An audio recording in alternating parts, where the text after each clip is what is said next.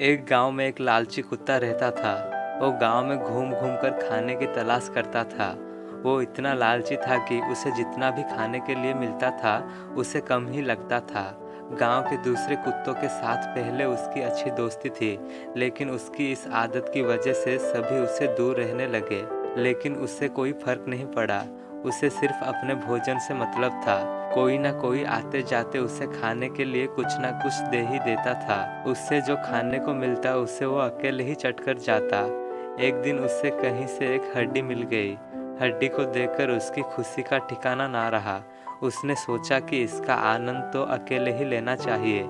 ये सोचकर वो गांव से जंगल की ओर जाने लगा।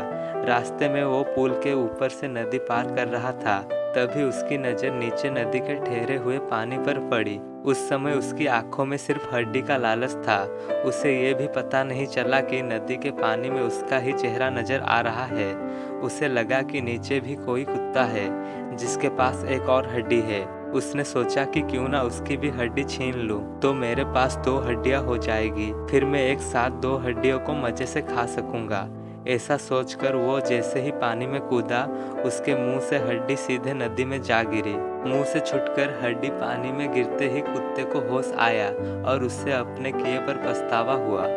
दोस्तों, हमें इस कहानी से ये सीखने को मिलता है कि हमें कभी भी लालच नहीं करना चाहिए।